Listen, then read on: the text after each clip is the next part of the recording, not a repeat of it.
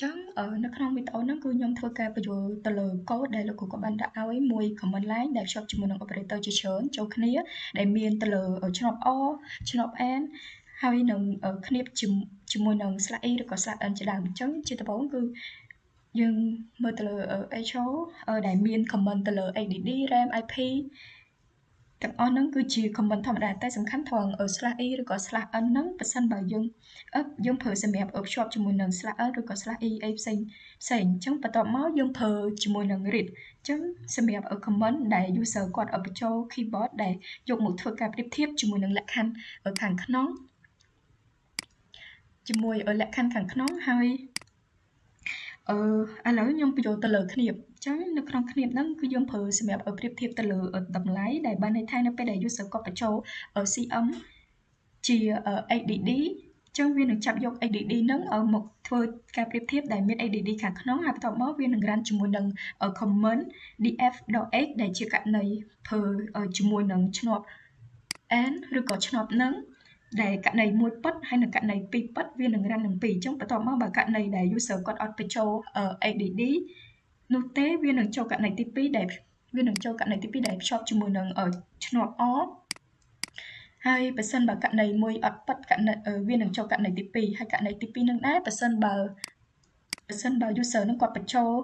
RAM អញ្ចឹងយកតម្លៃនឹងធ្វើការប្រៀបធៀបវាបើវាប៉ិតវានឹង run comment ទៅលើ comment free.x ហើយបន្ទាប់មកបើសិនបើករណីនឹងវាអត់ប៉ិតទៀតវានឹងចូលករណីទី3វានឹងចូលករណីទី3អញ្ចឹងវាដូចតែ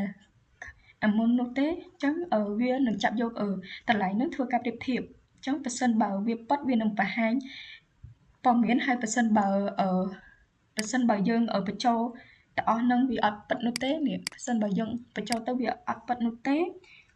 វានឹងចូលករណីចុងក្រោយនេះវានឹងចូលករណីចុងក្រោយហ្នឹងគឺ comment not found អញ្ចឹងបើសិនបើករណីទាំងអស់ហ្នឹងបានបញ្ចូលទៅលើ ADD RAM ឬក៏ IP នោះវានឹងចូលទៅលើវានឹងលោតចូលទៅ comment not found អញ្ចឹងដែលជា comment not found ដែលជាករណីដែលមិនប៉ិតទាំងអស់អញ្ចឹងខ្ញុំធ្វើការតេស្តអញ្ចឹងដំបូងគឺខ្ញុំបញ្ចូលទៅលើ ADD អញ្ចឹងនេះវានឹងបង្ហាញព័ត៌មានក្នុងករណីបើយើងបញ្ចូលមកវាប៉ិតវានឹងវាប៉ិតអញ្ចឹងករណីទី1ប៉ិតវានឹងបង្ហាញទៅលើព័ត៌មានទាំងអស់ហ្នឹងគឺតកតងទៅនឹង HD អីជាដើមអញ្ចឹងបន្តមកទៀតបើសិនបើខ្ញុំទៅសេដាក់ថា RAM RAM អញ្ចឹងពេលដែលខ្ញុំវាយនឹងហើយបើវាអត់ប៉ិតវានឹងបង្ហាញថា comment not found RAM ហើយនៅក្នុង comment not found RAM ហ្នឹងវានឹងចាប់យកនៅតម្លៃដែលយើងវាចូលហើយវាភ្ជាប់ជាមួយនឹង comment not found ដែលជាមួយនឹងslash ជាមួយនឹងសញ្ញាដុល្លារហ្នឹងគឺយើងប្រើសម្រាប់ភ្ជាប់អញ្ចឹងចុងក្រោយខ្ញុំសូមអរគុណដល់លោកគ្រូ